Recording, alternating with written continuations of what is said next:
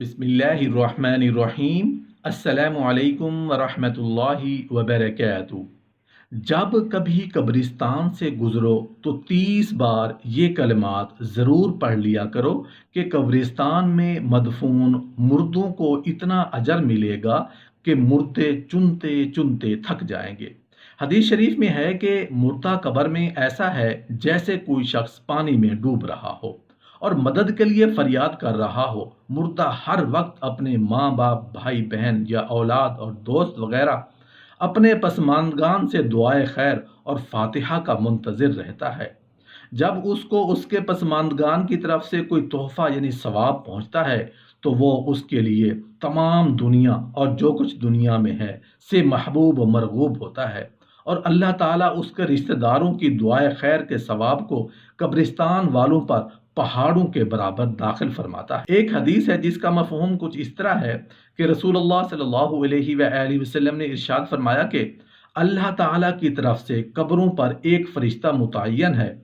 जब मैयत को दफन किया जाता है तो वो उसकी कब्र की मट्टी हमवार करता है और लोग वापस जाने के लिए मुड़ते हैं तो कब्र से एक मुट्ठी भर मट्टी लेकर लोगों पर फेंक देता है और कहता है अपनी दुनिया की तरफ वापस चले जाओ और अपने मरने वाले को भूल जाओ। हजरत अली करमल्लाहु वजहुल करीम ने फरमाया कि मैंने रसूलुल्लाह सल्लल्लाहु अलैहि वसल्लम को ये फरमाते हुए सुना कि इंसान की मुश्किल तरीन रात कब्र की पहली रात होती है, क्योंकि जब उसके दोस्त, अहबाब, रिश्तेदार, औलाद और उसको दफनाने वाले उसको दफना कर चले जाते हैं तो वो इंसान रोता रहता है। हर एक दोस्त के पास आता है, उसे रोकने की कोशिश करता है कि मुझे छोड़ के ना जाओ, लेकिन अफसोस उसकी आवाज़ कोई नहीं सुनता। तो अब वहां पर कब्रिस्तान में हर कोई अकेला रह जाता है। तब हमारा सामना उन फरिश्तों से होता है जो हमारे आमाल होते हैं। अब वो किस शक्ल में हमारे सामने होंगे, अच्छे या बुरे, इस बारे में कोई कुछ। एक सालेह आदमी कब्रों की जियारत किया करता था। एक दिन इत्तेफाक से उसे नींद आ गई और जियारत ना की। देखता क्या है कि सारे मुर्दे अपने कब्रों के ऊपर हैं। वो कहता है कि मैंने उनसे पूछा कि क्या क़यामत कायम हो गई।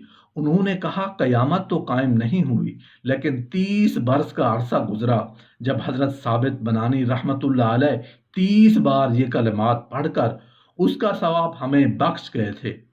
उस दिन से आज तक हम उस सवाब का हिस्सा आपस में बांट रहे हैं, लेकिन आज तक उसका सवाब खत्म नहीं। हजरत मोहम्मद सल्लल्लाहु अलैहि वसल्लम से मरवी है कि जो कब्रों पर से गुजरे और 11 बार ये कलमात पढ़कर मुर्दों को बख्श दे तो जितने मुर्दे होंगे उन सब को बराबर उसे सवाब मिलेगा।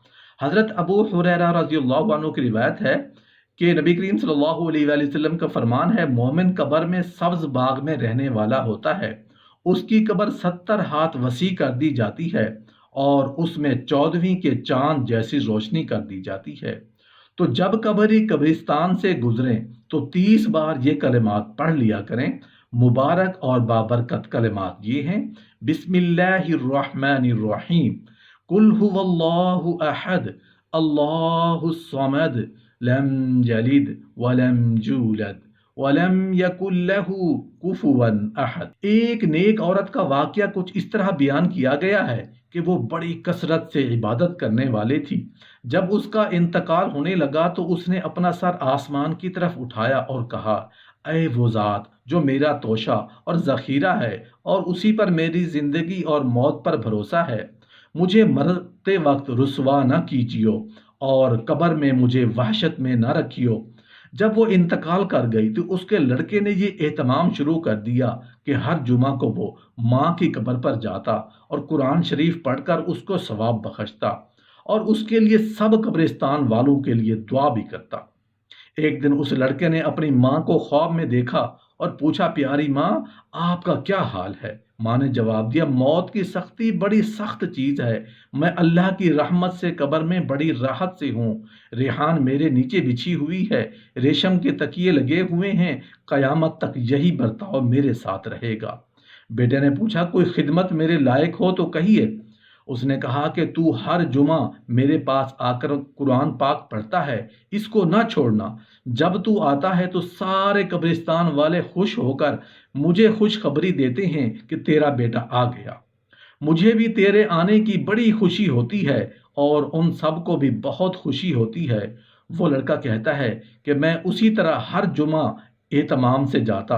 एक दिन मैंने ख्वाब में देखा कि बहुत बड़ा मजमा मर्दों और औरतों का मेरे पास आया।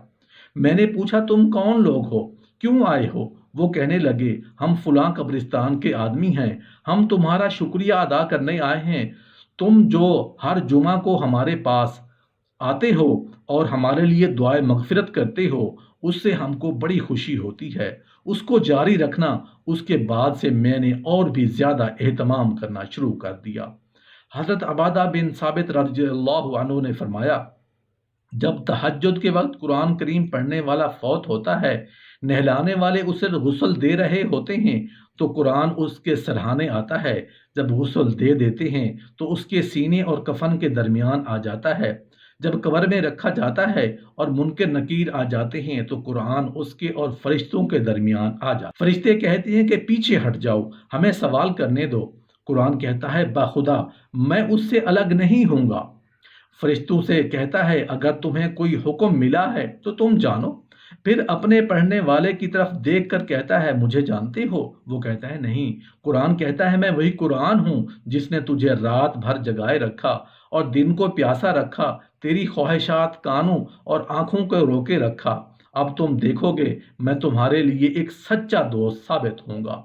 खुश हो जाओ, मुनकर नकीर के सवाल के बाद अब तुम्हें कोई परेशानी ना होगी। ये सुनकर फरिश्ते चले जाते हैं। फिर कुरान अपने रब के यहाँ हाजिर होकर उसके ऊपर और नीचे बिछाने के लिए चादरें मांगता है, चुनाचे उसे दे दी जाती हैं। साथ ही रोशनी की कंदील और जन्नत की खुशबू भी दी जाती है। उस सारे सामान को पहले आसमान के 1000 मुकर्रब फरिश्ते उठाते हैं। कुरान करीम उन सब के आगे आगे होता है और कब्र में आकर पूछता है, मेरे बाद उदास तो नहीं हुए? मैं तेरे लिए रब्बे करीम की बारगाह में हाजिर हुआ था और ये सामान लाया हूँ। दूसरी चादर पाँव के नीचे रख देता है। यास्मीन खुशबू उसके सीने के पास रख देते हैं। फिर वो उसे उठाकर दाएं करवट लिटाते हैं। फिर वापस चले जाते हैं और वह बिस्तर पर आराम करता है और लेटे लेटे फरिश्तों को आसमान पर जाते चढ़ते देखता रहता है। बाद अज़ां कुरान करीम किबला की तरफ आ जाता है और जितना अल्लाह चाहता है कब्र में उसके लिए वुसअत पैदा कर देता है। हजरत खालिद मशकी रहमतुल्लाह अलैह फरमाते हैं कि हम हज करने गए तो रास्ता में हमारा साथी एक कुएं में गिरकर हलाक। हम कुएं के मालिक के पास गए कि उससे कब्र खोदने के लिए कुछ सामान लें। उन्होंने हमें औजार और घास दे दिया। जब हमने अपने साथी को दफन कर दिया तो वो औजार कब्र ही में रह गए। चुनाचे हमने दोबारा कब्र खोदी तो देखा कि उसके हाथ पांव और गर्दन उन औजार से बंधे हुए थे। हमने उसे दफन कर दिया और उनकी मजदूरी दे दी। हम वापस आए तो उसकी बीवी से हालात दरियाफ्त किए। उसने कहा, यह हज और जिहाद किया करता था। हमने जब उसे कब्र के बारे में बताया तो वो कहने लगी, उसका एक मालदार साथी था, उसने उसे कत्ल कर दिया और उसका सारा माल संभाल लिया। उस औरत ने फिर बताया कि हज और जिहाद में ये वही माल खर्च करता था।